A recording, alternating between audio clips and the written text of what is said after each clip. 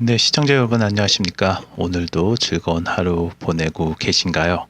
제가 말을 좀 많이 빨리 하게 된 계기가 평상시대로 얘기하면은 막 이런 습관이 있다고 해서 좀 말을 빨리 하게 되면은 그게 좋을 줄 알았는데 오히려 예전처럼 해주세요라는 얘기가 있어서 잘 뭐 마이크 음질도 문제였지만 또 어떻게 보니까 이제 너무 빨리 돼서 이해하기 힘들다 이런 피드백도 주셔서 제가 평상시대로 다시 초심으로 돌아가서 방송을 진행하도록 하겠습니다. 일단 보시면은 여러분들 이미 아시는 분들은 아실 거예요. 굿모닝 크립토라고 해서 굉장히 XRP, 프로 XRP이기도 하고요. 굉장히 뭐 펌핑질도 많이 하시는 분이라고도 알고 있지만 XRP 관련해서는 굉장히 또 많은 정보와 또 많은 사람들을 만나서 인터뷰를 하고 계시고요. 지금도 보면 XRP가 이제 most utility 하면서 US pull and save the crypto 하면서 트럼프도 굉장히 좋아하고요. 그 다음에 여러 가지 소식들, 특히 뭐 오르는 게 뭐 100불에서부터 뭐 1000불까지 갈 거야. 이런 얘기도 하는데, 지금 저도 잠깐 듣다가 왔습니다. 지금 라이브를 하면서 여전히 저희하고 비슷합니다. ETF 얘기한 거 하고요. 그 다음에 스위프트 관련돼가지고도 얘기를 해서 오늘 과연 그러면 XRP가 스위프트를 대처할 수 있을까? 도대체 그 BP가 누구고 왜 이런 얘기를 할 수 있는 자격이 되나? 한번 제가 분석을 해봤습니다. 같이 한번 공부해 보도록 하겠습니다. XRP 호재면 호재도 이제 선물 관련해서 코인베이스에도 얘기를 하고 100 밀리언 달러가 데일리 바이옴이 100 밀리언 달러가 됐다라는 것이 좀 호재성으로도 비춰지고요. 또 그러면서 가격이 올랐냐라고 했을 때 사실 가격이 오른 것 중에 하나는 그 중국과 그다음 릴레이션이죠. 중국과 미국에 대한 트럼프의 트럼프가 얘기한 것 때문에 오른 것도 맞습니다. 복합적으로 리플에게는 호재가 있는 것도 맞지만 지난 방송에서 말씀드린 것처럼 2.15서부터 1.95 이렇게 지지선 하신 분들 계실 겁니다. 그리고 실제적으로 펌핑이 확 올라가고 시장이 안정되고 이제는 조금 지켜볼만 하다라고 하는 게 2.5고요. 또 지난 방송에서 3불이 되기 위해서 구조적으로 어떤 받침이 돼야 되는지 분석가들이 어떻게 얘기했는지는 지난 방송 한번 보시면 더 도움이 많이 되실 거라고 보고 있습니다. 리플이 이제 방송 중에서 많이 나왔지만 스테이블 코인 관련해서 리플 스테이블 코인, 리플에서 발행한 스테이블 코인을 소위 얘기해서 담보로 해가지고 뭐 진행된다는 얘기도 나왔고, 제가 주목한 건 이거예요. 글로벌 비즈니스가 뭐가 필요합니까? 리플에서 올린 겁니다. 빠르고 로어 코스트, 더 저렴한 이제 수수료가 필요하다라고 하면서 리플 페이먼트 관련된 얘기와 함께 계속 중복적으로 나온 게 리얼타임 크로스 보더 페이먼트입니다. 왜 이 얘기가 계속 나오냐면요. 지금 이거에 대한 경쟁자는 스위프트밖에 없습니다. 스위프트 이게 변화될 거라고 보고 있고요. 변화될 수 없는 이유 좀 더 자세하게 보도록 하겠습니다. 결론은 이거예요. 참 둘 다 안 좋은 사람이라고 볼 수도 없고요. 좋은 사람이라고 볼 수도 없는데 결론적으로는 우크라이나와 러시아 이 전쟁이 끝을 내는데 유러피언들이 갑자기 유럽이 이제 패닉에 빠졌어요. 왜요? 미국과 러시아가 우크라이나 전쟁 관련해서 얘기하는데 EU를 뺐어요. 근데 이런 경우가 없거든요. EU는 러시아에 대한 뭐 내추럴 가스라든지 이런 거에 디펜던트 한 것도 있지만 여러 가지 독일이 결정한 것도 러시아에 결국엔 큰 영향력을 주지 못했고요. 물론 미국과 유럽이 우크라이나를 도운 건 맞습니다. 그럼에도 불구하고 유럽을 빼도 이들이 우리 이렇게 돼도 예전에 동맹국이었는데 이래도 되는 거야? 이런 게 형성되면서 여러분들 EU 하니까 파리에서 최근에 뭐가 있었습니까? 블록체인 관련된 컨퍼런스가 있었고 거기서 나온 메시지는 이거였습니다. 너무 한 사람이 여기서 블록체인의 기본적인 티어리, 철학이 무엇입니까? 디센트럴라이즈. 그러니까 분산화돼야 되는데 이게 정말 좋은 예시라고 본다. 한 사람이 모든 글로벌의 모든 돈과 흐름을 다 막거나 완전 망치지 않냐. 이거 문제점이 있다. 우리 블록체인 채택해가지고 빨리 미국이 세웠던 이 전반적인 스위프트 포함입니다. 전반적인 달러를 중심으로 한 금융시장의 변화성이 필요하다. 그러면은 스위프트 같은 경우에는 러시아가 지금 소위 얘기해서 범죄 국가라고 합시다. 뭐 전범이 될지 모르겠지만 러시아를 제재하기 위해서 스위프트를 제재를 시키고 이런 게 러시아한테 소용이 없다.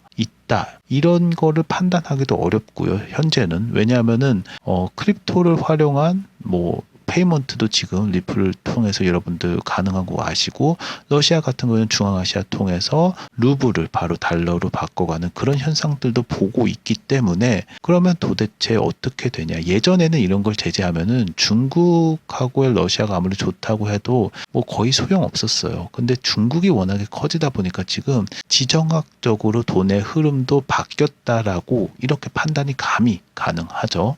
그러면 결론적으로는 이 트럼프를 막기 위해서는 디센트럴라이즈에서 유럽에서 굉장히 보고 있고, 여기에서 파고드는 회사 중에 가장 두드러지는 게 저는 리플이라고 보고 있습니다. 그렇기 때문에 이번에 리플 바이스 프레젠트가 얘기한 것을 주목할 수밖에 없고, 그거에 대해서 여러분들과 같이 공유 드리면서 공부하도록 하겠습니다.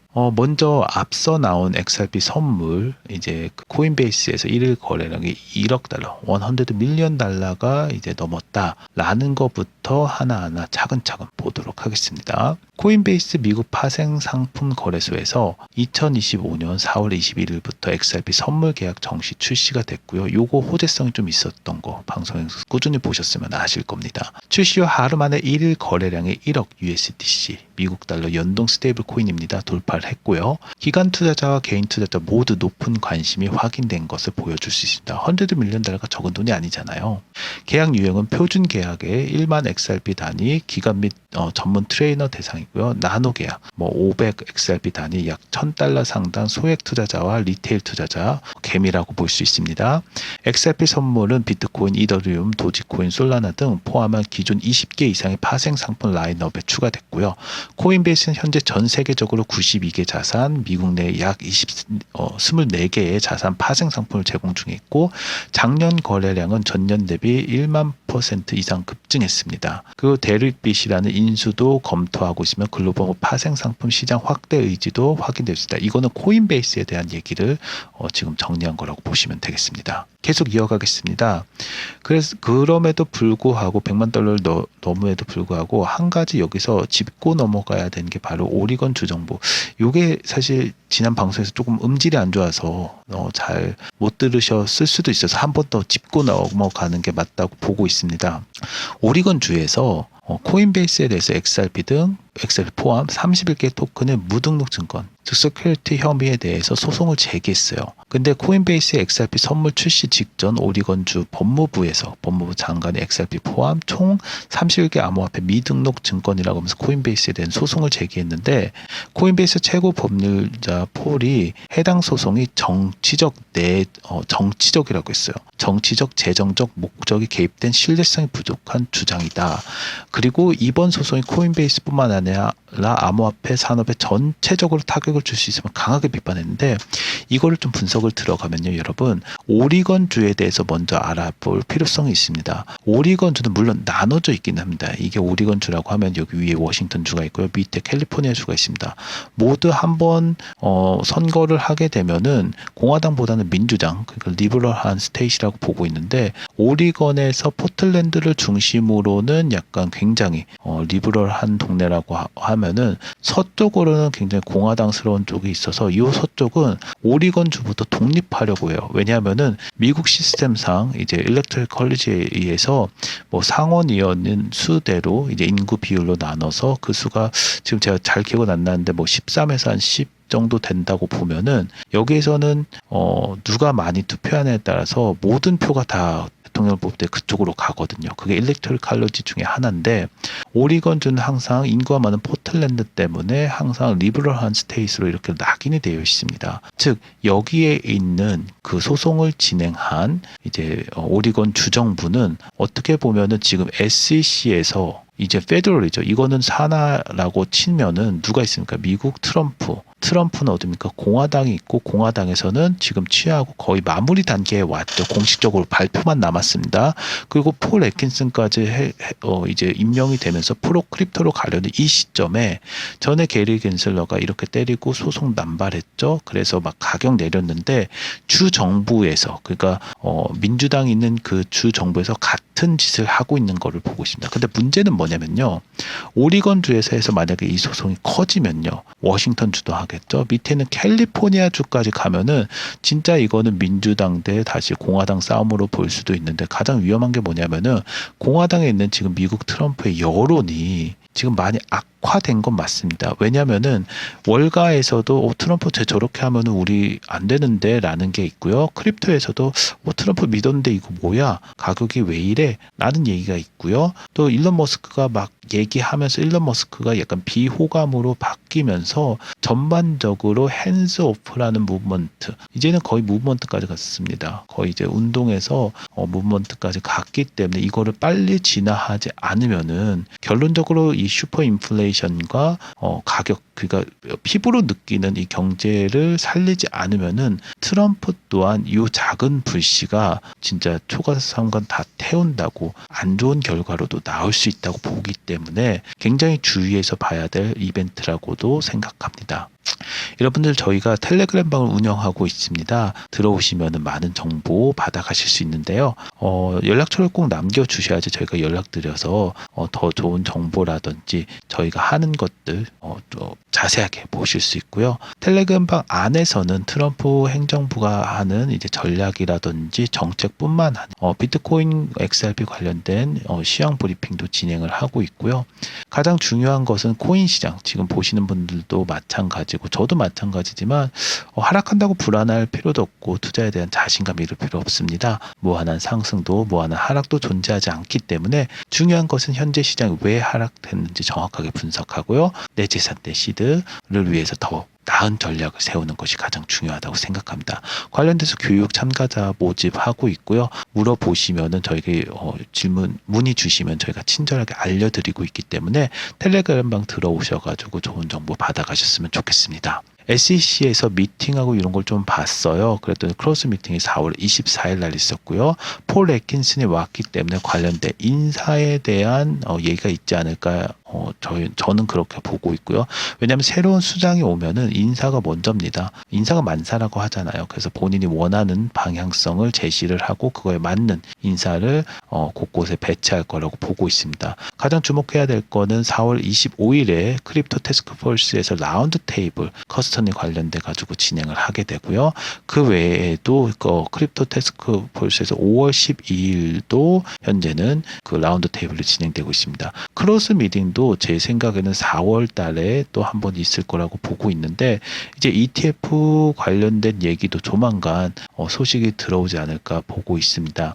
한 가지 주목해야 될 점은 제가 지난 방송에 말씀을 드렸는데 좀 아쉬운 부분이 그 음량 때문에 좀 놓친 부분이라고 하면은, 크립토가 약간 뱅킹 월드에 대해서 샤리라웃 하면서 bitcoin은 여러분들 아실 겁니다. 핀테크 기업이고 크립토를 많이 어떻게 보면은 크립토 은행이라고 이렇게 정의를 내리겠습니다. 그래서 은행 관련된 라이센스 신청하고 됐다 안 됐다 이거 반복을 하고 있는데, 트럼프가 크립토는 맞아요. 그런데 여기에서 여러분들 기억하셔야 될 게 있어요. 스테이블 코인 다 좋습니다.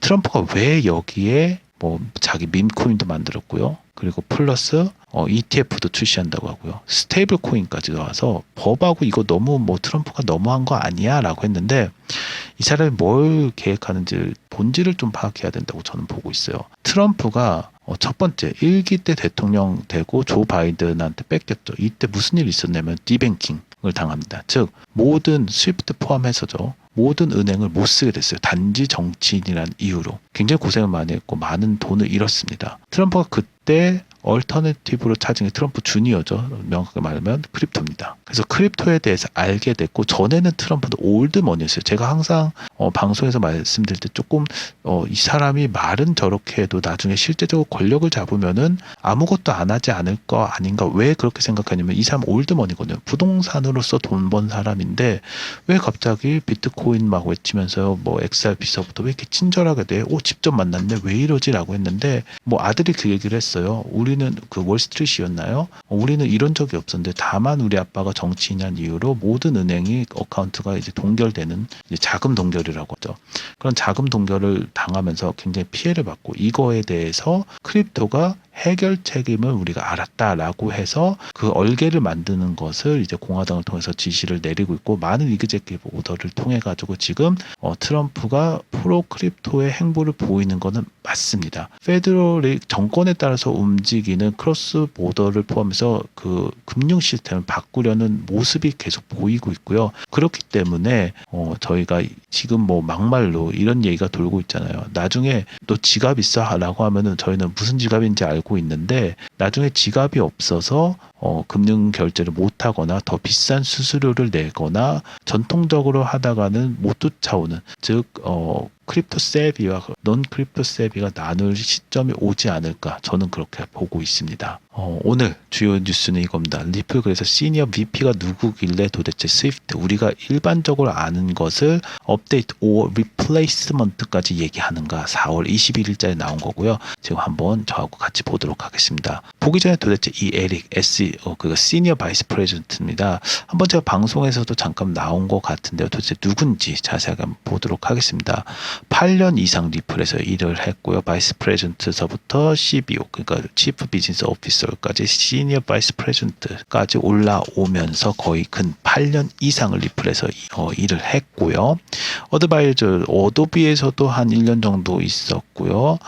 AOL, 굉장히 미국에서는 유명합니다. 아메리칸 온라인 서비스인가요? 제가 잘 기억은 안 나지만 어쨌든 미국에서도 굉장한 기업인데 한 3년 정도 일했고, 제가 눈여겨봤던 야후에서도 일을 했다라는 거. 그렇습니다. 야후에 대한 평가가 나뉘지만, 즉 우리한테 익숙하게 알고 계신 거는 뭐 버블닷컴이라고 했나요? 아마존 나오고 막 이때쯤 2000년대 초반에서 후반까지 막 날라다녔죠. 이때서부터 이제 어떻게 보면은 인터넷 사업서부터 계속 진행한 분이 내려도 되겠습니다. 그렇기 때문에 이분이 얘기하는 게 그냥 단순히 소위 해서 어중이 떠중이가 얘기한다라고는 볼 수 없겠죠. 그래서 에릭이 이제 팔로우 크립토 관련해 가지고 어디서 얘기했나 봤더니 다보스 포럼에서 얘기했다고 나오는데, 한번 같이 보시죠. 리플 스위프트 대처를 위한 글로벌 결제 크로스보더 페이먼트입니다. 인프라 구축 중이다라고 하면서 이제 다보스에서 공식적으로 언급을 했습니다. 리플 방금 봤을 때 SVP죠. 이제 고위 임원이라고 하겠습니다. 스위프트를 대처할 만한 새로운 인프라를 구축 중이다라고 하면서 에릭이 리플 전략 사업 이제 담당 수석 부사장이에요. 바이스 프레젠트고요.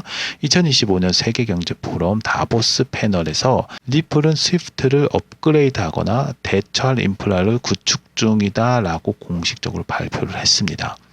즉 이거는 정권과 같이 한 건 절대 있을 수 없는 일입니다. CFTC 이제 리플이 상품화되면서 CFTC에서 파일럿 프로그램을 이제 크로스 보더 결제를 할 수밖에 없고, 또한 스위프트에 대해서도 미국의 정치적으로 압력을 받고 있거든요. 여기도 협동조합이라 하더라도 이거를 대처하기 위해서 디센트럴라이즈 될 수 있는 새로운 금융 시스템을 만드는 게 리플이 지금 하고 있는 거라고 보고 있고요. 또 트럼프하고 그렇게 이미 진행을 하고 있다고 저는 그렇게 보고 있습니다.